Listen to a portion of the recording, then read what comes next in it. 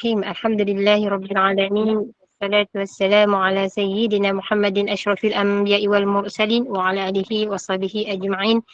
الحمد لله الذي هدانا لهذا وما كنا لنهتدي لولا أن هدانا الله.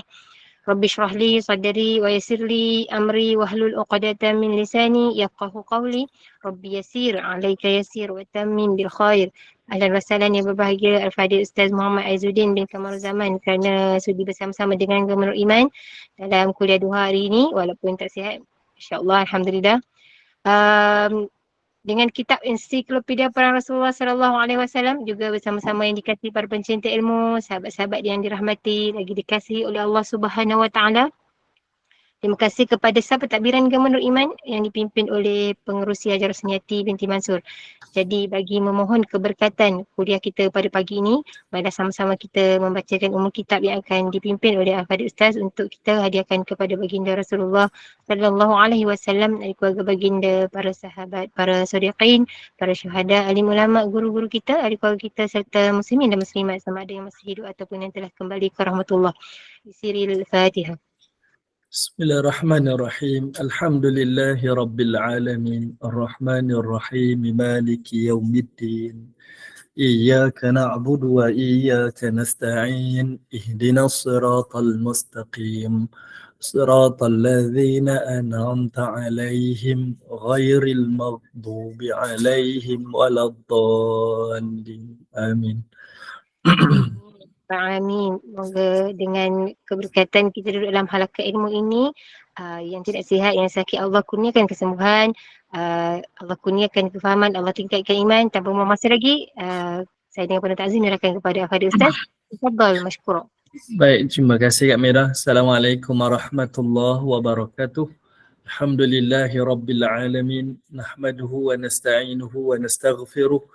ونعوذ بالله من شرور أنفسنا ومن سيئات أعمالنا من يهده الله فلا مضل له ومن يضلل فلا هادي له أشهد أن لا إله إلا الله وحده لا شريك له وأشهد أن محمدا عبده ورسوله اللهم ألهمنا رشدنا وإبنا من شر نفسنا ربي زدنا علما نافعا وارزقنا فهمه اللهم فهم النبيين وحفظ المرسلين وإلهام الملائكة المقربين برحمتك يا أرحم الراحمين سبحانك لا علم لنا إلا ما علمتنا إنك أنت العليم الحكيم ولا حول ولا قوة إلا بالله العلي العظيم أما بعد.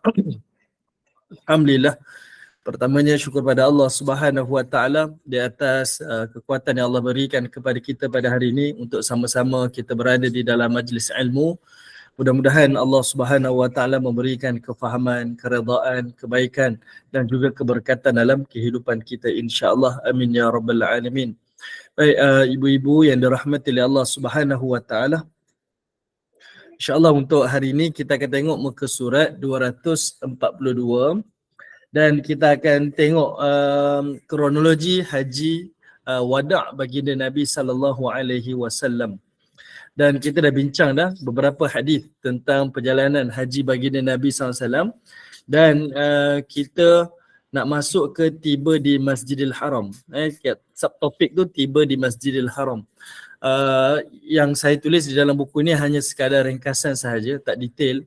Namun yang kita nak perbincangan hari ini adalah lebih detail lah berdasarkan kepada hadis-hadis baginda Nabi sallallahu alaihi wasallam dalam perjalanan haji Nabi. Sebab semua yang berlaku dalam peristiwa haji Nabi ni semuanya akhirnya menjadi hukum di dalam bab haji dan juga umrah. Okey. Tempoh hari kita dah bincang berkaitan tentang 3 jenis haji. Namanya haji ifrad, haji qiran dan haji tamattu'. Dan kita tahulah macam mana boleh terjadinya 3 jenis haji ni sedangkan baginda Nabi sallallahu alaihi wasallam hanya melaksanakan ibadah haji ni sekali sahaja seumur hidup. Okey.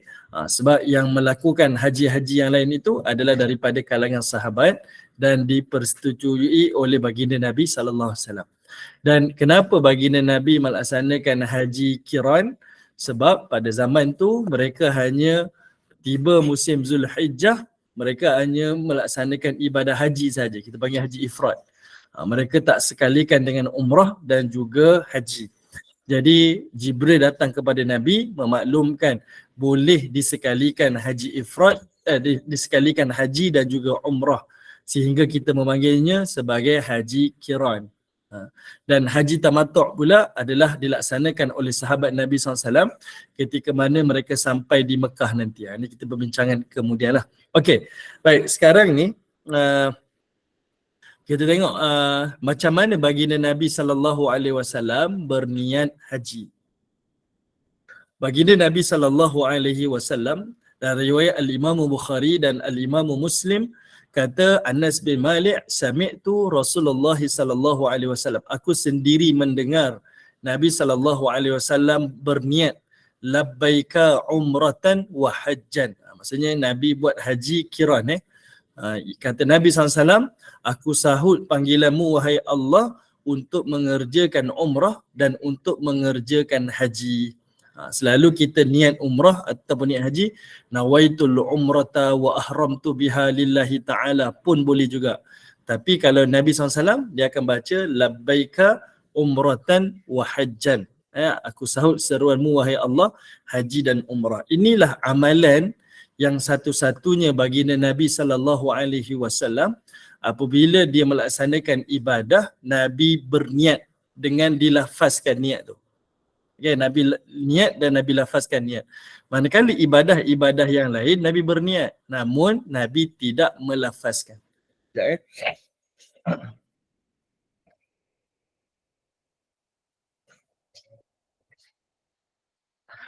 misal kita tengok dalam ibadah salat. Pada ibadah salat, sahabat-sahabat baginda Nabi SAW ni banyak riwayat-riwayatkan bacaan-bacaan baginda Nabi SAW di dalam salat. Banyak bacaan, selalu kita baca Subhana Rabbiyal Azim ataupun Subhana Rabbiyal A'la pada baca rukuk dan sujud kita. Tapi sebenarnya ada bacaan yang lain. Sahabat riwayatkan semisal Subuhun Kudusun Rabbul Malaikati Waruh. Nabi pernah baca pada sujud Nabi dan Nabi pernah baca rukuk Nabi. Dan sahabat Nabi SAW maklumkan Nabi baca iaitu sebanyak 10 kali. Ini jarang-jarang kita dengar. Tapi itulah para sahabat Nabi. Apa yang Nabi buat, dia akan riwayatkan. Cuma tidak ada satu pun sifat salat Nabi yang diriwayatkan Nabi membaca niat. Jadi masyarakat kita ni kadang terbeban. Sebab apa? Sebab dia kadang-kadang nak niat, niat tak masuk-masuk dia kata. Niat tak masuk-masuk. Sedangkan niat itu tidaklah menjadi perkara yang membebankan, sebab niat itu adalah perkara yang berlaku di dalam hati. Jadi Nabi SAW melafazkan niat hanya pada ibadah haji sahaja. Okay, Nabi nak buat haji, maka Nabi SAW melafazkan niat haji. Pada ibadah salat tak, Nabi berdiri dan Nabi angkat takbir Allahu Akbar. Okey, baik. Kemudian dalam hadis yang lain pula, iaitu Nabi SAW pernah menyebutkan, kata Nabi, Allahumma hajjatun. Ini antara doa Nabi lah. Allahumma hajjatun. Wahai Allah, aku ingin melaksanakan ibadah haji. La riya'a fiha wa la sum'ah. Tanpa melakukan riya' dan tanpa melakukan sum'ah. Ini benda yang sering kali berlaku. Orang yang buat haji ini, seringkali dia terbabas. Mudah untuk dia melakukan riya' dan mudah untuk dia melakukan sum'ah. Riya' dan sum'ah ni adalah perbuatan yang sama, tetapi dia berbeza. Riya' adalah dia memperlihatkan ibadahnya pada orang lain agar ibadahnya itu dipuji dan dipandang oleh orang lain. Manakala sum'ah pula, dia memperdengarkan ibadah dia pada orang lain untuk dipuji dan disebut-sebut oleh orang lain. Okay? Jadi ibadah haji ni ibadah yang sering kali kita ni mudah untuk merasa riak dengan ibadah-ibadah yang kita lakukan. Okay? Jadi Nabi SAW minta perlindungan daripada Allah agar haji yang Nabi lakukan itu tanpa riak dan tanpa sum'ah. Okay. Baik, kemudian ibu-ibu yang dirahmati oleh Allah Subhanahu wa taala, lepas baginda Nabi SAW berniat haji dan umrah, iaitu pada haji qiran, Nabi SAW menunjukkan kepada kita amalan yang paling afdal pada waktu tersebut adalah memperbanyakkan talbiyah dan juga dengan memperbanyakkan zikir. Ini dua amalan yang sangat-sangat dituntut apabila kita dah berniat haji ataupun umrah. Kita dah melepasi miqat, kita dah dalam keadaan ihram, dua amalan ni paling afdal, iaitu memperbanyakkan talbiyah dan memperbanyakkan zikir. Bahkan Nabi SAW menyebutkan kepada kita, iaitu orang yang bersendirian itu lebih baik di sisi Allah Subhanahu Wa Taala. Orang yang bersendirian. Apa maksud bersendirian? Iaitu orang yang membaca zikir-zikir kepada Allah Ta'ala. Dia tak sibuk dah berbual-bual, dia tak sibuk dah nak itu, nak ini, tak. Dia sibuk dengan diri dia, banyak-banyakkan zikir kepada Allah. Zikir ni termasuklah doa dan juga memperbanyakkan talbiyah. Yang ini adalah amalan yang sangat-sangat dituntut. Sebab saya selalu perhatikanlah, kebanyakan bila seorang ni dia dah mula berniat ihram, selalunya lah dia ambil masa yang terlalu banyak dengan menghabiskan masa dia dengan tidur. Ni kalau dalam perjalanan bas kan, lalu dia belasah je tidur je kan. Kononnya dia nak, saya nak rest ni, saya nak rest. Betul lah, tak ada masalah nak tidur tu, tapi jangan sampai membuang masa kita dengan banyak tidur, banyak kita bermedia sosial lah, tapi dengan memperbanyakkan talbiyah dan perbanyakkan zikir kepada Allah Ta'ala. Sebab dua amalan ni paling afdal pada waktu kita dah berniat ihram. Okay? Dan Nabi labbaik Allahumma labbaik itu, itulah antara yang diucapkan oleh baginda Nabi SAW. Okay, baik. Kemudian pada waktu tu baginda Nabi SAW didatangi Jibril lagi. Lepas Nabi dah niat haji, kemudian Nabi pun dah bertalbiyah, lalu Jibril datang lagi sekali pada Nabi. Kata dalam riwayat Ibnu Majah, ja'ani Jibril, Jibril telah datang kepadaku, faqala, dan Jibril telah berkata, ya Muhammad, mur ashabak falyarfa'u aswatahum bil talbiyah fa inna min syiaril hajj. Ni Jibril datang nak tunjukkan kenapa kena bertalbiyah, sebab Jibril datang jumpa dengan Nabi dan Jibril kata, wahai Muhammad, mur, perintahkan kepada ashabak, sahabat-sahabat kamu tu untuk falyarfa'u, tinggikan suara dia, aswatahum, tinggikan suara dia untuk bertalbiyah. Kerana talbiyah itu merupakan syiar pada ibadah haji dan juga umrah. Kadang-kadang kita malu kan, bila dalam keadaan ihram tu suruh talbiyah, dia malu, dia nak sebut labbaik Allah, dia kata saya baca dalam hati je lah. Tidak, waktu tu yang paling afdal adalah dengan meninggikan suara kita untuk bertalbiyah. Okay? Sebab kita sedang bagi tahu, saya sedang menyahut seruanmu wahai Allah, menyahut seruanmu wahai Allah. Saya percaya ibu-ibu yang dirahmati oleh Allah yang ada pengalaman haji dan umrah, bila kita mula masuk Masjidil Haram, kita dengar satu kumpulan bertalbiyah, apa perasaan kita? Dia akan rasa macam bergetar jiwa kita kan? Sebab Ustaz, dari tempat sudah menangis. Betul, kita rasa bergetar jiwa kita. Betul lah Kak Azrina, dengan air mata ni semua turun ni. Sebab apa dia rasa macam tu? Sebab sebenarnya kita sedang menyahut seruan Allah Ta'ala. Kita datang daripada hulu kampung, hulu negara, hulu dunia kita datang. Tapi kita menyahut seruan Allah Subhanahu Wa Ta'ala. Itu satu perasaan yang Allah berikan istimewa. Sebab itu Jibril datang kali kedua tu turun. Nabi tak sebut riwayat saja. Nabi kata Jibril datang hanya pesan tu je. Nak bagi tahu dia adalah perkara yang sangat penting untuk meninggikan suara untuk bertalbiyah. Okey. Itu yang berlakulah pada peristiwa tersebut. Okey. Baik. Sekarang kita sambung lagi. Ni Nabi SAW dah keluar daripada Zulhulaifah. Nabi dalam perjalanan menuju ke Mekah daripada Madinah. Apa yang berlaku? Iaitu Nabi ada tunjuk di beberapa tempat. Antaranya dalam riwayat, saya ringkaskan ada satu riwayat Nabi tunjukkan di Rauha. Rauha ni berhampiran dengan Badar. Iaitu Nabi SAW bercerita tentang 70 orang Nabi, termasuklah Nabi Isa alaihi salam yang berjalan untuk melaksanakan ibadah haji. Kemudian Nabi SAW berhenti dekat satu tempat namanya Bukit Harsha. Nabi cerita tentang Nabi Yunus bin Mata'. Kemudian Nabi singgah di Lembah Azraq. Nabi bercerita tentang Nabi Musa. dan kemudian Nabi berhenti di lembah As-Safan.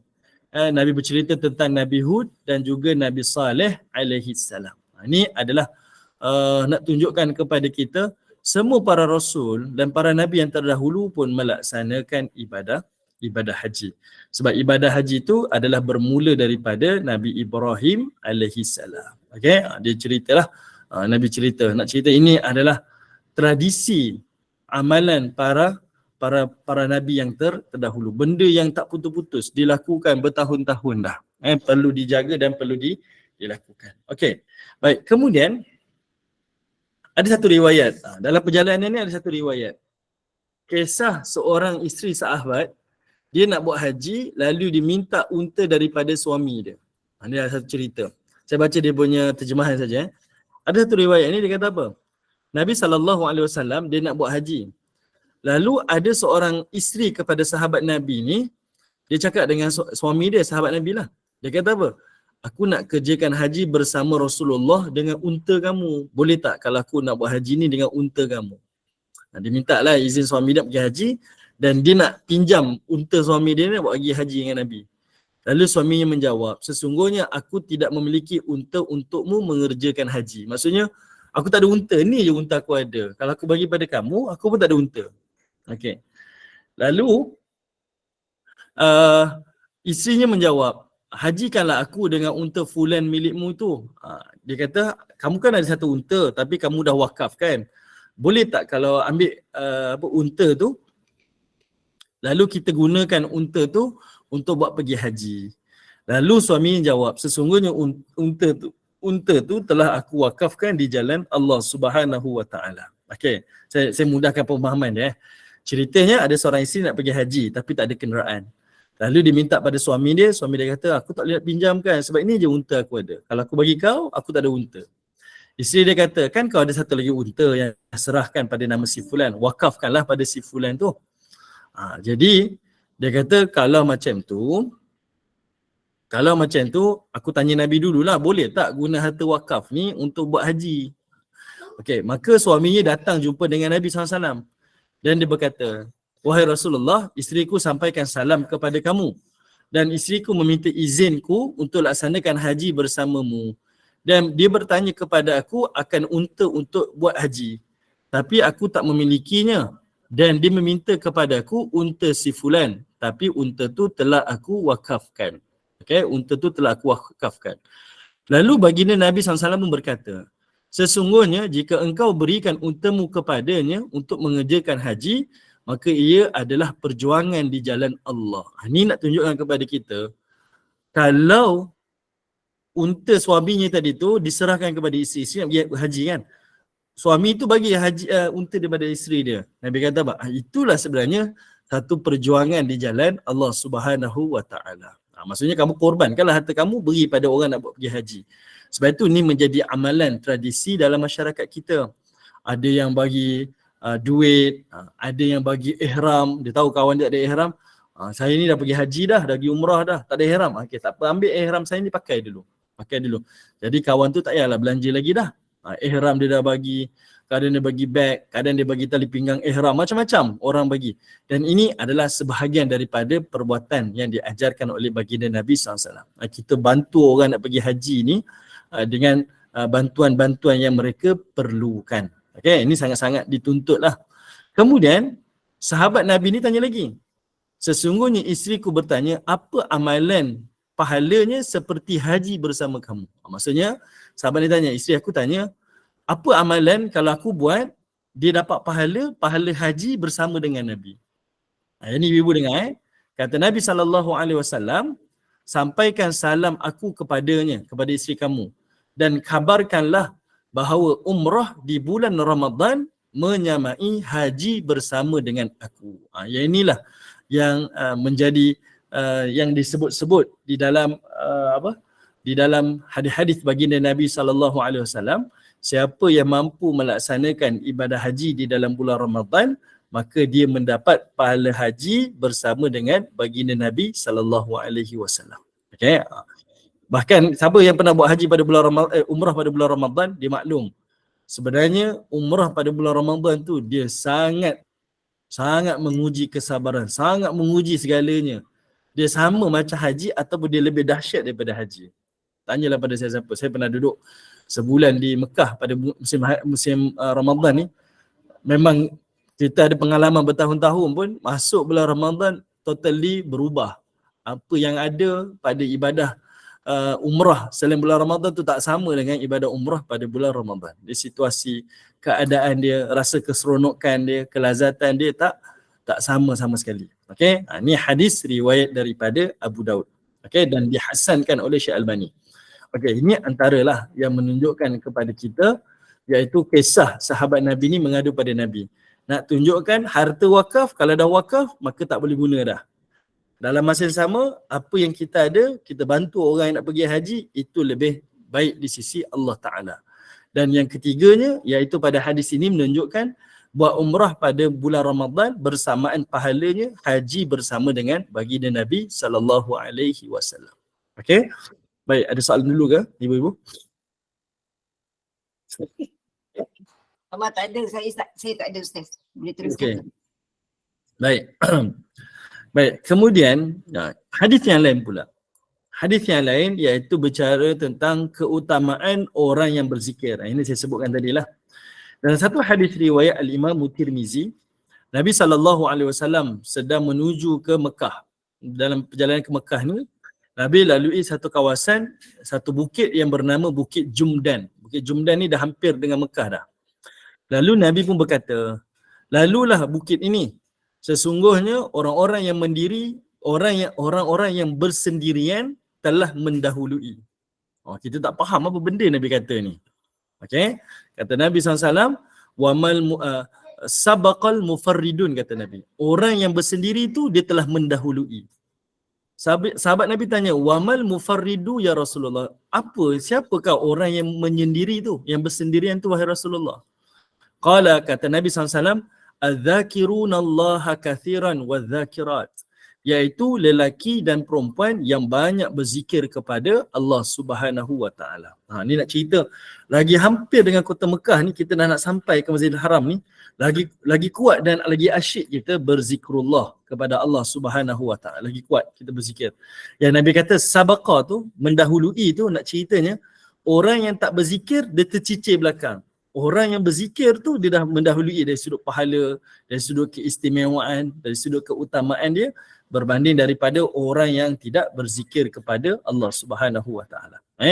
Perbanyakkan talbiyah dan perbanyakkan zikir. Okey, baik. Ada riwayat cerita tentang Nabi pujuk isteri Nabi. Saya rasa Ustaz Omar pernah sentuh kot. Cerita tentang Sofia binti Huyai. Unta dia meragam. Lalu Nabi SAW layani suami dia. Minta maaf. Nabi SAW layani isteri dia, kesat air mata dia. Lalu Sofiah masih lagi merajuk. Akhirnya baginda Nabi SAW tinggalkan isteri dia. Dah lah. Dan Nabi pun minta tolong kepada seorang lagi isteri baginda Nabi SAW untuk berikan unta dia ataupun tunggangan dia kepada Sofiah. Tapi tak, ini ada isu-isu yang lain lah. Saya tak bincang lain ni. Ini ada berlaku dalam perjalanan. Nak ceritanya, ada dua benda penting kat situ. Pertama, kita kena bayangkan Nabi ni akan jadi pemimpin pada ibadah haji ni. Okay, dan dia bawa 150,000 orang. Walaupun di dalam keadaan sibuk nak urus jemaah-jemaah haji ni, Nabi tetap memberikan perhatian kepada isteri dia. Masih lagi beri perhatian. Kedua, walaupun Nabi dah beri perhatian tapi masih lagi meragam, Nabi terpaksa tinggalkan isteri dia. Sebab apa? Keutamanya ketika itu adalah pada jemaah-jemaah yang lain. Nabi tak bolehlah bagi 100% pada isteri dia, akhirnya menyebabkan orang lain terpinggir kan. Jadi Nabi SAW tinggalkanlah isteri dia. Minta maaf lah, abang tak boleh nak tolong sangat lah. Abang dah pujuk, awak nangis lagi, mengajuk lagi. Minta maaf lah. Abang tinggalkanlah. Macam itulah. Itu berlaku pada Nabi SAW dengan Sofia binti Huyai. Okay. Baik, saya tak bincanglah yang tu. Nanti mungkin ibu-ibu akan jumpa hadis tu bersama dengan Ustaz Luqman nanti. Okey, baik. Ada satu lagi peristiwa direkodkan, iaitu berkaitan tentang Abu Bakar. Nak ceritanya, masa buat haji dengan umrah ni ujian besar, sangat besar. Dan Nabi SAW pernah tegur Abu Bakar As-Siddiq. Abu Bakar ni seorang sahabat yang sangat lemah lembut hati dia. rapuh jiwa dia. Dia kalau dengar menangis dia kan, lembut hati dia. Pendek cerita, ada seorang hamba kepada Abu Bakar ni telah menghilangkan untanya. Abu Bakar bawa unta ni, unta tu dihilangkan. Maksudnya benda yang kita tak suka kan, benda kan kita pergi haji, pergi umrah ni macam-macam peristiwa boleh berlaku lah. Okay? Allah uji kita. Lalu bila Nabi nampak Abu Bakar hampir-hampir marah, Nabi kata apa? Kata Nabi SAW, hawin alaik, dia kata, ya Abi Bakrin, bersabarlah wahai Abu Bakar, bersabarlah. Sesungguhnya segala perkara bukan terletak di tangan kamu, juga bukan terletak di tangan kita bersamamu, tetapi ia adalah qadar, takdir daripada Allah Subhanahu Wa Taala. Ni nak bagi tahu pada kita ibu-ibu, apa-apa sahaja yang berlaku dalam ibadah haji tu, ujian-ujian yang berlaku, sentiasalah positif, sentiasa positif. Ini adalah takdir yang Allah telah tetapkan. Dan apa sahaja yang berlaku selepas ibadah haji pun, anggaplah itu sebagai takdir yang telah Allah tetapkan. Pengalaman saya sendirilah, kalau cerita ni, nak ceritakan saya satu pengalaman ni. Saya pernah sampai ke Mekah. Esok tu kita akan puasa Ramadan. Malam tu saya sampai tak ada hotel. Hotel penuh, sesak, penuh. Habis penuh dah ni. Jadinya kita ni dalam keadaan badan penat, kita tak buat lagi umrah, kemudian kita nak uruskan jemaah. Jiwa masa tu memanglah saya rasa macam hari tu, saya rasa saya nak balik. Ada perasaan macam tu. Memang, ya Allah, apa saya susah-susah buat macam ni kan. Saya rasa macam nak balik. Tapi itulah Allah Subhanahu Wa Taala menguji. Saya rasa semua orang ada pengalaman-pengalaman yang tak boleh nak dijangkakan pada ibadah haji dan umrah. Okay? Jadi benda ni pun berlaku pada sahabat Nabi, iaitu pada Abu Bakar As-Siddiq. Dan Abu Bakar As-Siddiq pun dipujuk oleh Nabi SAW agar terus bersabar. Sebab kita tak boleh buat apa-apa, melainkan ini adalah takdir daripada Allah Ta'ala. Okay, baik. Kemudian, kita tengok ada lagi satu hadis. Hadis ni penting. Hadis daripada Sa'ab bin Jusamah. Okay, Sa'ab bin Jusamah. Cerita dia, sesungguhnya Sa'ab menghadiahkan Rasulullah daging kuda, hasil binatang buruan, ketika beliau di kota Abwa, tetapi baginda menolaknya. Apabila baginda melihat kesedihan di wajah sahabatnya, baginda berkata, sesungguhnya kami menolak bukan kerana benci, tapi kerana kami dalam keadaan ihram. Riwayat Al-Imam Muslim, Nabi kata apa? Dan kalau bukan kerana kami berihram, nescaya kami akan menerimanya. Okey, di sini ada satu hadis. Okey, tak, ini adalah hadis-hadis yang saya kumpulkan berkaitan tentang haji. Saya sebenarnya tengok muka surat 242 tu, kita nak masuk subtopik tiba di Masjidil Haram tu. Subtopik tiba di Masjidil Haram tu. Saya cari tak jumpa. Saya ringkas, yang ini buku ni saya ringkaskan. Yang saya bawa ni ibu saya detailkan. Kalau saya buat kursus haji umrah, selalu saya akan bacalah hadis-hadis Nabi ni. Okay? Okay. Dalam hadis yang saya bincangkan ni, ada sahabat Nabi SAW ni, dia nak bagi Nabi daging buruan, binatang buruan dia. Tapi Nabi tolak. Nabi tak nak. Sa'ab bin Jusamah. Kenapa Nabi tak nak? Sebab Nabi SAW dalam keadaan berihram. Kita tahu salah satu daripada pantang larang ihram adalah memburu haiwan. Okay? Memburu haiwan tu tak dibenarkan ketika mana dalam keadaan ihram. Dan dia termasuk juga kalau kita tak memburu, kita tak buru, tapi kita bagi tahu kepada orang yang tak berihram. Contohlah, kita bawa pembantu kita tak ihram. Dia tak bawa umrah, tak bawa haji. Tapi kita kata, tu, haiwan buruan tu, pergilah buru dia. Dia pun berjaya memburu binatang tu. Dan dibawa kepada kita. Boleh tak kita makan? Tak boleh juga makan. Kenapa tak boleh makan? Walaupun kita tak memburu, tetapi kita telah menunjuk haiwan buruan tu. Macam kita guna helah lah. Saya tak buru. Orang yang tak ihram ni buru. Tapi kita yang tunjuk. Pun sama juga. Tak dibenarkan untuk makan haiwan buruan. Melainkan kita tak tahu ada daging je. Ada makanan. Jadi dibenarkan untuk kita makan. Sebab kita tak memburu dan kita tak perintahkan orang lain untuk memburu. Sebab itulah kadang-kadang kita balik, kita on the way nak pergi Mekah tu. Sampai dekat pertengahan jalan, kat Wadi Kudait selalulah. Di R&R, di perjalanan ke Mekah tu selalunya travel akan berhenti, ajak makan kambing lah. Boleh ke tidak? Boleh lah, tak ada masalah. Sebab kita bukan memburu. Dan kita pun tak suruh kawan tu pergi buru kan. Sebab dia dah disediakan, kita makan sahaja. Okay? Tapi kalau kita memburu, tak dibenarkan. Dan kita suruh orang lain memburu pun tak dibenarkan. Okay? Ini berlaku. Ini jadi hukum. Sebab itu dia berlaku pada peristiwa perjalanan baginda Nabi SAW. Okay. Baik, hadis yang berikutnya pula. Saya minta maaf ibu-ibu, saya banyak baca hadis ya, tak apa. Saya ringkas-ringkaskan je. Okey, hadis yang lain pula. Apa input yang baik insya-Allah. Hadis kisah Aisyah menangis kerana uzur. Aisyah menangis kerana uzur. Sebelum ni kita dah bincang berkaitan tentang isteri Abu Bakar As-Siddiq dalam keadaan dia turun darah nifas dia kan. Sekarang ni cerita tentang Aisyah pula dalam keadaan keuzuran. Aisyah cerita, kami keluar musafir dan niat kami hanyalah ingin mengerjakan haji. Apabila kami sampai di kawasan kota Sarf, tiba-tiba aku didatangi haid. Maka aku bertemu dengan Rasulullah. Dan aku dalam keadaan sedang menangis. Menangislah, kecewa. Saya nak buat umrah ni, nak buat haji dengan Nabi ni. Tiba-tiba haid pula. Lalu baginda bertanya, adakah engkau uzur? Lalu Aisyah kata, ya aku uzur. Nabi SAW pun bersabda, sesungguhnya perkara ini telah Allah takdirkan pada wanita daripada Bani Adam. Maksudnya wanita-wanita kalangan manusia memang berlaku haid ni secara fitrah. Dan sesungguhnya engkau antara wanita Bani Adam.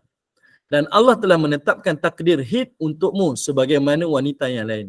Maka lakukanlah sebagaimana orang haji yang lain buat, melainkan janganlah tawaf di rumah Allah. Maksudnya siapa yang dalam keadaan haid, dia sampai ke kawasan miqat, apa yang dia perlu buat? Dia tetap kena berniat di miqat. Tetap berniat di miqat. Dia tak boleh, alamak saya macam ni, tak payah niat lah. Tak, awak kena niat juga di miqat. Dan dia buat semua amalan melainkan awak tak boleh tawaf sahaja. Yang ni saya rasa saya pernah sebut, saya tak ingat saya sebut di sini atau di tempat lain, iaitu wanita yang haid, yang jatuh period dia, darah dia, dia tak boleh buat ibadat tawaf sahaja sebenarnya. Dia tak boleh tawaf sahaja. Misalnya kalau tawaf 7 pusingan dah selesai dah. 7 pusingan selesai tawaf. Kemudian dia pergi ke tempat sa'i. Masa sa'i tu dia rasa, saya period. Contohnya saya period di tempat sa'i. Teruskan sahaja ibadah sa'i itu sehingga sempurna dan dia bertahallul. Sempurnalah umrah dia ketika itu. Yang menjadi halangan adalah di kawasan tawaf sahaja. Sebab tawaf tu mestilah dalam keadaan bersuci. Okey, bersih daripada hadas besar dan bersih daripada hadas kecil. Okey.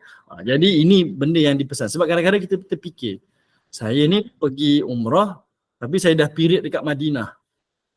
Okey, saya dah period dekat Madinah. So macam mana saya ni? Nak kena niat ke? Wajib kena niat. Masih lagi kekal berniat di miqat. Mesti. Ini dan inilah yang berlaku kepada Aisyah. Okey. Nabi SAW sampai di Mekah. Okey, sekarang kita bincang Nabi SAW sampai di Mekah. Nabi SAW sampai di Mekah, Nabi berhenti dekat satu tempat namanya Jarwal ataupun namanya Dhu-Tuwa. Nabi sampai dan Nabi bermalam. Okay, Nabi sampai dan Nabi bermalam. Nabi sampai pada 3 Zulhijjah. Okay, Nabi sampai, Nabi bermalam. Ini menunjukkan kepada kita satu sunnah yang diajarkan oleh Nabi SAW.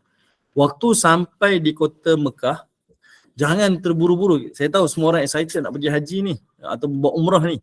Jangan terburu-buru dulu. Berehat dulu dekat hotel kita, bersihkan badan, tidur dulu, pastikan tubuh badan kita segar, selesa, barulah kita pergi sempurnakan ibadah haji ataupun umrah kita. Okey, yang ini yang ditunjukkan oleh Nabi SAW. Sebab Nabi SAW nak sampai je dekat kawasan tu, Nabi SAW tunggu dulu. Okey, Nabi bermalam satu malam. Selalunya lah kalau saya bagi tahu pada jemaah, malam ni selalu kan kita daripada Madinah lepas Zuhur. Sampai dekat Mekah ni selalu pukul 9 malam, 10 malam lah. Kemudian kita kata, okey kita rehat dulu lah, pukul 12 malam baru kita keluar. 2 jam saya bagi rehat. Tapi kadang-kadang saya tengok juga jemaah, kadang-kadang saya kata, malam ni kita tak buat umrah, esok bawa kita buat umrah. Selalunya ramai protes. Dia tu tak nak lah, bimbang lah. Tak ada apa pun nak bimbang sebenarnya. Kita tidur dalam keadaan ihram, sama je, tak ada masalah. Kalau pergi haji tu lagilah, berhari-hari tidur dalam keadaan ihram. Kan? Sepatutnya tak timbul masalah. Sebab yang Nabi ajar pada kita sunnah ketika itu, bersihkan badan, mandi, cukup rehat, cukup tidur. Supaya kita pergi turun ke Masjidil Haram nak sempurnakan haji ataupun umrah kita akan buat dengan betul-betul khusyuk, dengan betul-betul selesa. Iaitu sebenarnya yang diajarkan di dalam sunnah baginda Nabi SAW. Dan waktu kita mandi tu, tidak ada masalah kalau kita ingin bersabun, shampoo dan sebagainya. Kenapa tak salah? Walaupun sabun dan shampoo tu ada wangian, tetapi dia bukan untuk berwangi. Tetapi sifatnya adalah untuk membersihkan. Jadi tak ada masalah. Masa kita mandi kan, nak segarkan badan tu, kita dah tidur dulu. Kemudian kita nak turun ke Masjidil Haram, kita mandi dulu. Jadi saya nak sabun, saya nak shampoo. Boleh ke tidak ni? Boleh. Tidak ada masalah. Okay? Ini antaralah yang diajarkan. Sebab itu Nabi SAW singgah di Zutua. Lalu Nabi pun bermalam, tidur dulu. Kemudian esok tu Nabi mandi. Bersihkan badan. Barulah Nabi bertolak masuk ke Masjidil Haram. Okay? Nabi tak tergesa-gesa. Okay. Baik. Kemudian Nabi SAW pun bertawaf 7 kali. Masuk ke Masjidil Haram, Nabi pun tawaf 7 kali. Yang lelaki berittiba', iaitu membuka bahu kanan ni. Dan berlari-lari anak sebanyak 3 pusingan yang pertama. Sunnah bagi lelaki hanya pada 3 pusingan pertama sahaja. Berlari-lari anak dan membuka bahu kanan. Masuk pusingan keempat dan yang lain-lain, sa'i ke solat ke apa sahaja, kena tutup dua-dua bahu. Tapi kadang-kadang kita nampak dia dah habis tawaf dah, bahu kanan masih lagi buka. Hukumnya adalah makruh. Hukumnya adalah makruh. Sunat hanya pada 3 pusingan tawaf yang pertama sahaja. Selain daripada tu kena tutup kedua-dua bahu. Okey. Kemudian Nabi tunjukkan kepada kita beristilam di Hajarul Aswad dengan 3 cara. Okey, antaranya Nabi SAW beristilam. Pertama, Nabi menyapu dengan tangan kanannya dan mencium Hajarul Aswad. Maksudnya macam ni. Nabi usap Hajarul Aswad tu dengan tangan Nabi, lalu Nabi kucup pada tangan dia. Itu kaedah pertama Nabi beristilam. Kedua, Nabi SAW pernah sentuh tongkat dia, hujung tongkat dia di Hajarul Aswad. Lalu Nabi mencium tongkatnya. Okay. Dan yang ketiga, Nabi SAW melambai daripada jauh. Saya nak bawa ibu-ibu berfikir sama-sama. Nabi SAW ketika dia sampai buat Hajatul Wada' ni, Nabi ni pemimpin kan. Dan semua orang yang berada di Mekah ketika itu adalah umat Islam. Nabi dah tawan dah, kota Mekah Nabi dah tawan, kota Madinah pun Nabi dah tawan. Pendek cerita, Nabi VVIP lah masa tu. Kalau Nabi kata apa, saya nak cium Hajarul Aswad, boleh ke tidak Nabi buat? Sudah tentu boleh. Mestilah orang akan berikan ruang pada Nabi untuk Nabi SAW dapat kucup Hajarul Aswad sebab Nabi VVIP. Tetapi pada waktu tersebut, Nabi tunjukkan kepada kita, walaupun Nabi boleh buat cara demikian, tapi kaedah Nabi tunjuk tak semestinya kena kucup Hajarul Aswad. Boleh istilam daripada jauh, lambai. Boleh usap dengan tangan. Boleh ambil satu tongkat atau apa saja objek, cucuhkan kepada Hajarul Aswad lalu dikucup di hujungnya. Semuanya boleh. Okay? Tetapi, bilalah kita ni yang sihat-sihat, selalulah saya tahu jemaah-jemaah umrah ni, dia sihat-sihat kan. Bila kita kata, oh tak payahlah kucup Hajarul Aswad tu, nanti kita berkelahi, bertolak-tolak. Selalunya orang tak puas hati. Alah ustaz, kita ni bukan selalu datang pun, jarang-jarang datang. Ustaz bolehlah selalu datang. Saya nak cium juga. Nampak tak? Kita sebenarnya tertipu dengan ibadah yang kita lakukan. Okay? Sebab Nabi SAW memang ada peluang, sentiasa berpeluang untuk cium Hajarul Aswad. Tapi Nabi tak buat pun pada setiap waktu. Nabi tunjukkan kaedahnya tetap sama. Buatlah macam mana, istilam ke, dapat kucup ke, dapat usap ke, semuanya adalah sama. Ganjarannya tetap sama. Okay? Benda tu yang kita kena ingat sampai bila-bila. Okay? Okay. Waktu kita nak istilam tu, sebutlah Bismillah ya Allahu Akbar. Dan pada ibadah tawaf tidak ada bacaan-bacaan yang khusus. Okey, kita tengok pada buku panduan tu, itu adalah panduan sahaja untuk berdoa. Yang kita kena ingat, sepanjang kita tawaf itu, dia adalah waktu yang paling mustajab. Doalah apa sahaja ketika tawaf, dia adalah waktu dan tempat yang paling mustajab. Berdoalah. Apa doa saya nak doa? Doalah. Tidak ada satu syarat pun. Dah doalah apa sahaja yang kita nak. Dia adalah waktu yang paling mustajab. Okay? Khusus untuk kita waktu tu. Cumanya dia ditunjukkan kepada kita, Nabi SAW hanya membaca doa iaitu pada rukun Yamani.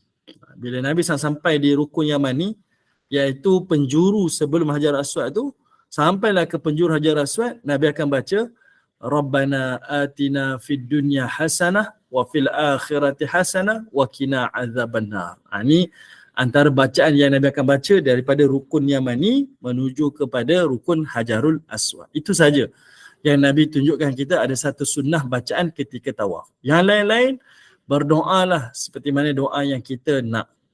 Tak nak baca doa pun tak mengapa. Sebab itu selalu saya pesan pada jemaah. Tak semestinya mutawif kena baca doa. Kadang-kadang ada juga jemaah kata, mutawif ngelat lah, tak nak baca doa. Kata mutawif kan, bimbing lah orang baca doa. Satu perkara kita kena ingat, doa ni adalah personal. Doa ni personal. Semua orang doanya tidak sama. Masing-masing ada hajat masing-masing. Masing-masing ada keinginan masing-masing. Kedua, apabila kita baca kuat, kita akan mengganggu jemaah lain untuk dapat khusyuk ketika tawaf. Kita baca kuat-kuat, kita mengganggu jemaah lain. Macam solat lah. Kalau satu jemaah tu baca kuat, dia mengganggu jemaah yang lain. Okay, kita tak nak mengganggu jemaah yang lain. Sebab semua orang dalam keadaan khusyuk untuk melaksanakan tawaf dan berdoa dengan doa masing-masing. Yang ketiga pula, kalau dibacakan doa, okay, kalau kita baca doa, kadang-kadang jemaah tak dengar. Bayangkan, kalau jemaahnya ada 45 orang, satu bas. Mutawif duduk depan sekali. Mutawif baca. Jemaah boleh dengar ke? Kadang-kadang jemaah pun tak dengar. Jemaah pun hanya dia ikut-ikut je ujung-ujung kan. Dia tak tahu apa yang dia baca, dia tak tahu pun apa yang dia doa. Jadi sebab itu seringkali kalau saya bawa jemaah, saya akan pesan pada jemaah, ni adalah waktu kita dengan Allah Ta'ala. Allah Ta'ala telah berikan satu waktu yang paling mustajab untuk kita berdoa. Jadi jangan lepaskan peluang dengan buat benda yang sia-sia lah. Jadi waktu tu berdoalah sungguh-sungguh kepada Allah Ta'ala. Tak perlu pada panduan sesiapa pun. Yang pada buku panduan tu, itu hanya sebagai rujukan sahaja. Saya tak tahulah apa benda nak doa. Saya rasa semua saya dapat. Ini hebatlah, tak tahulah. Mungkin ada orang macam tu kan. Kalau dia dalam situasi macam tu, elok dia bacalah buku tu contohlah. Saya tak ada benda nak doa. Saya semua benda yang saya nak, saya dapat dah. Contohlah. Jadi panduan buku tu sekadar panduan sahaja. Okey? Kalau tak baca pun tak mengapa. Sambil tawaf, sambil berbual pun sah. Cuma kita rugilah. Tak dapat khusyuk dan kita pun tak rasa keseronokan lah dalam melaksanakan ibadah tawaf. Okey? Okey. Lepas Nabi SAW selesai tawaf, Nabi akan solat tawaf. Solat sunat tawaf. Dekat mana Nabi akan solat sunat tawaf, ibu-ibu? Siapa yang boleh teka? Dekat mana Nabi akan solat sunat tawaf? Masjid Ismail tu Ustaz. Masjidil Haram. Main. Masjidil Haram, memang Masjidil Haram. Dalam tu lah. Kawasan mana. Dekat mana Nabi akan solat sunat tawaf? Nabi akan solat sunat tawaf. Di Multazam, bukan Multazam. Multazam Ustaz. Okey. Semuanya tak tepat. Kurang tepat. Yang betulnya Nabi akan solat di belakang maqam Ibrahim. Nabi akan solat di maqam Ibrahim. Maqam Ibrahim tu sebenarnya dia adalah mihrab di Masjidil Haram. Maqam Ibrahim tu dia adalah mihrab di Masjidil Haram. Mihrab ni apa? Tempat imam lah, tempat imam. Kalau lah bayangkan jemaah di Masjidil Haram tak ramai, contohlah tak ramai langsung. Dekat mana imam perlu solat? Imam akan solat di kawasan maqam Ibrahim tu. Itulah mihrab dia. Tapi sebabkan jemaah sekarang ramai, imam boleh solat di mana-mana. Di belakang boleh, di depan boleh, di mana-mana sahaja dia boleh solat. Tidak ada halangan. Makmum depan imam pun dibenarkan, tidak ada masalah. Khususlah hanya di Masjidil Haram. Tapi kalau tanya Maqam Ibrahim tu, itulah tempat Nabi SAW akan salat tawaf. Solat sunat tawaf. Dan kita tak boleh solat sunat tawaf dekat situ. Okay, kita tak boleh solat sunat tawaf di situ sebab ramai. Jadi solatnya dekat mana? Kita akan solat di ruangan-ruangan yang disediakan. Selalunya laluan nak ke Mas'ah tu, tempat sa'i tu, ada satu ruangan lelaki dan ruangan wanita yang telah dikhaskan untuk solat sunat tawaf. Kalau nak solat dekat kawasan tersebut. Jangan pergi ke kawasan belakang Maqam Ibrahim. Okey, lepas Nabi SAW dia solat sunat tawaf, sebelum Nabi nak buat ibadah sa'i, Nabi akan minum air zam-zam terlebih dahulu. Itu antaralah yang disunnahkan oleh Nabi SAW. Minum air zam-zam, lalu baru Nabi kucup Hajarul Aswad. Okay. Lepas tu barulah Nabi bertolak pergi ke tempat sa'i untuk teruskan lagi rukun umrah untuk bersa'i. Okey. Saya minta maaf, saya rasa perit tekak. Ustaz, pengesahan sikit. Rasulullah kan solat sunat di belakang makam Ibrahim. Itu kawasan mihrab kan, masjid, betul? Ya, makam Ibrahim tu sebenarnya mihrab kepada Masjidil Haram. Oh, Mihrab. di kawasan makam Ibrahim ke di belakang makam Ibrahim? Belakang. Okey. Belakang makam Ibrahim tu ke arah Kaabah lah. Okey, faham. Lepas tu sebelum mulakan sa'i, Rasulullah juga akan minum air zam-zam. Itu Minum air sunnah. zam-zam dan Nabi akan kucup Hajarul Aswad. Okey, baik. Terima kasih Ustaz. Okey. Alright. Tapi kita tak dapatlah buat semua ni. Melainkan kita hanya dapat solat sunat tawaf dan kita akan dapat minum air zam-zam sahaja. Dan waktu kita minum air zam-zam tu, minta maaf. Waktu kita solat sunat tawaf tu, kita disunnahkan baca surah Al-Kafirun rakaat pertama dan kita akan baca Qul Huwallah pada rakaat yang kedua. Ini seringkalilah dilakukan oleh Nabi SAW, surah Al-Kafirun dan surah Al-Ikhlas. Baik, kemudian Nabi SAW berdiri di Bukit Safa. Nabi nak mulakan sa'i ni. Jadi setiap kali Nabi berdiri, sama ada di Bukit Safa ataupun di Bukit Marwah, Nabi SAW akan lakukan satu zikir ni. Zikir ni jarang-jarang orang buat, tapi inilah yang dilakukan oleh Nabi. Pertama, Nabi akan baca Inna safa wal marwata min sya'airillah faman hajjal bait aw i'tamara fala junaha alaihi an yatawafa bihima wa man tatawwa khairan fa innallaha syakirun alim. Bismillah abda'a bima bada Allah. Kita akan sebut macam tu. Okey. Kemudian ni di kaki bukit di kaki bukit. Lalu kita pun naik Bukit Safa. Naiklah ke Bukit Safa tu. Kemudian Nabi SAW akan baca zikir ni. Allahu Akbar, Allahu Akbar, Allahu Akbar. La ilaha illallah wahdahu la syarikalah, lahul mulku wa lahul hamdu wa huwa ala kulli syai'in qadir. La ilaha illallah wahdah anjaza wa'dah wa nasara 'abdah wa hazamal ahzaba wahdah. Lalu Nabi angkat tangan, Nabi berdoa. Ni dekat Bukit Safa, Nabi doa. Waktu ni doa yang paling mustajab. Ni waktu paling mustajab. Bukan doa di Jabal Rahmah ke apa. Kat sini waktu yang paling mustajab doa. Doalah sungguh-sungguh. Lepas habis doa, Nabi ulang lagi sekali. Allahu Akbar, Allahu Akbar, Allahu Akbar. La ilaha illallah wahdahu la syarikalah. Nabi ulang zikir yang sama tadi. Habis baca zikir ni, Nabi angkat tangan, Nabi doa lagi. Kemudian habis Nabi doa, Nabi ulang lagi. Allahu Akbar, Allahu Akbar, Allahu Akbar. Nabi baca zikir. La ilaha illallah sampai habis. Habis doa tu, Nabi doa, habis zikir tu, Nabi doa lagi. Lepas tu, barulah Nabi turun untuk buat sa'i. Setiap kali, masa dekat Safa macam tu, masa dekat Marwah pun macam tu juga. 3 kali zikir, 3 kali doa. Sampai Safa balik, 3 kali zikir, 3 kali doa. Marwah balik, 3 kali zikir, 3 kali doa. Sampailah keadaan seperti itu. Ini yang dilakukan oleh Nabi SAW setiap kali sampai di Safa dan juga Marwah. Sebab berada di Bukit Safa dan Marwah dalam keadaan kita sedang buat ibadah sa'i itu, ia adalah waktu yang mustajab.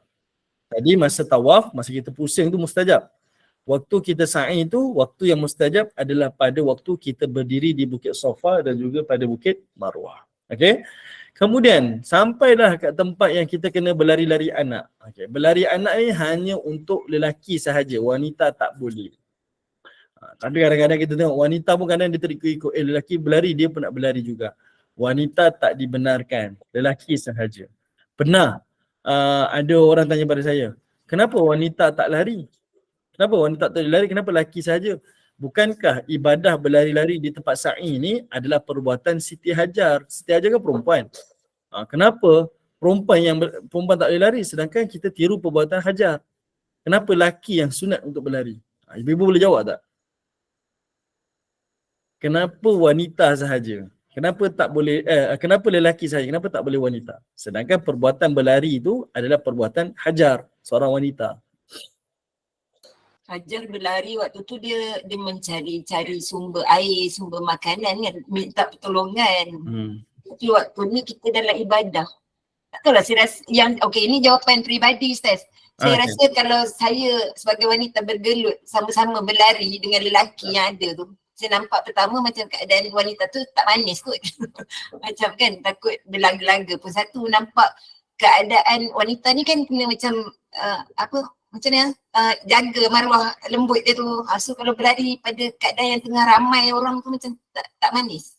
Betul. Okey, betul lah tu. Dari sudut hukumnya, waktu Hajar tu berlari sebab dia bersendirian.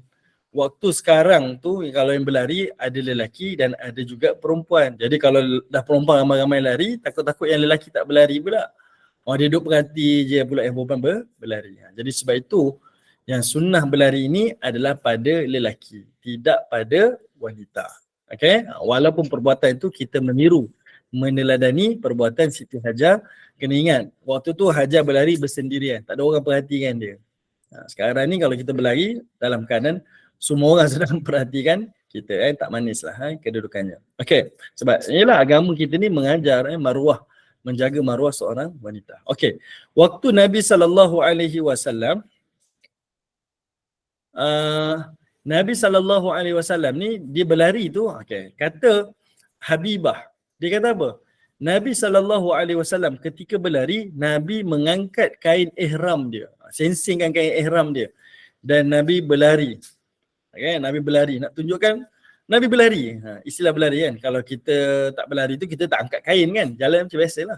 Tapi sebabkan nak tunjukkan itu ada tempat yang berlari, maka Nabi angkat kain dia dan Nabi berlari. Kenapa kawasan tu dia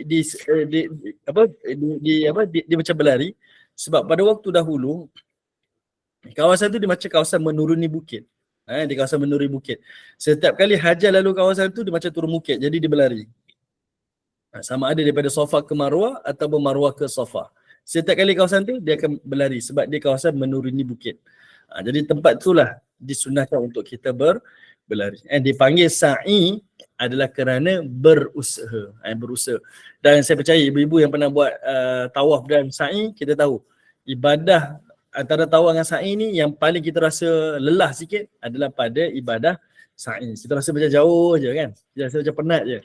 Itulah namanya sa'i. Dia lebih rasa sedikit berat lah untuk melaksanakannya. Tawaf tu kita rasa mudah je, dah selesai dah.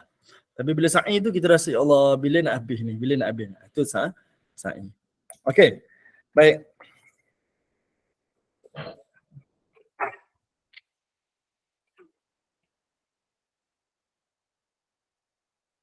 Okey, baik. Alright, saya berhenti dekat sini ibu-ibu. Ada lagi panduan haji dekat sini berkaitan tentang beberapa ibadah lagi yang kita tak sentuh. Haji tamattu' kita tak sentuh. Kemudian nak buat haji dalam keadaan dia bernazar. Ini banyaklah. Banyak isu-isu yang berlaku. Dan Nabi SAW belum lagi pergi wukuf. Macam mana Nabi wukuf, macam mana teks khutbah wada' Nabi, ini semua kita akan jumpalah pada kesempatan yang akan datang. Okey? Silakan. Bukan nak tanya banyak tahu Ustaz, sakit tekak sian Ustaz. Tak ada macam terfikir dalam perjalanan haji dengan Rasulullah ni, kan ramai jemaah dia kan. Ada tak kes kematian? Kes kematian. Saya dapat check balik boleh tak? Saya tak perasan pula Tak perasan. Saya tak pernah dengar benda tu kan. Sebab biasa kalau buat haji ni kan kita dengar yang mana kot lah ada perjalanan sirah ni yang kematian masa haji dengan Rasulullah ni. Kot sahabat ke. Sebab saya tak pernah dengar lagi lah. Tak apa, saya terima kasih nanti. Okey, baik insyaAllah. Okey, baik. Saya berhenti dekat sini lah ya. Okey, saya serahkanlah balik kepada Kak Mira insya-Allah. Alhamdulillah. Tak nak buka soalan ya Ustaz ya? Tak payah. Terus Ustaz Tambah dah banyak-banyak. Tak apa. Okey je Ustaz. Faham. Alhamdulillah. Barakallahu fikum. Jazakumullah khairan jazak Ustaz.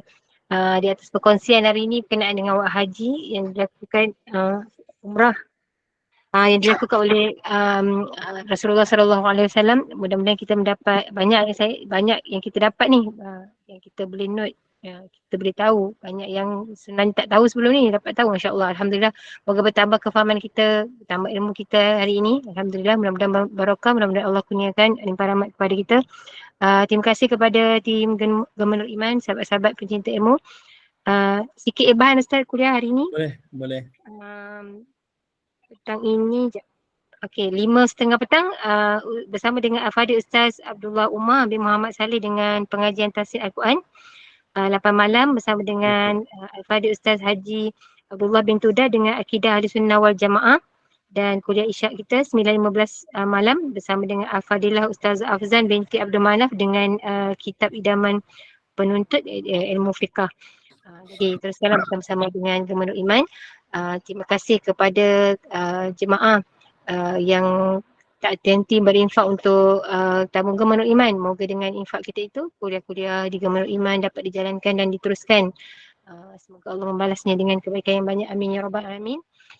Juga semoga Ustaz dikurniakan kesembuhan dan begitu juga keluarga Ustaz dan semua kita yang diuji dengan pelbagai penyakit. Semoga Allah kurniakan kesembuhan dan kesihatan yang baik. Amin ya rabbal alamin.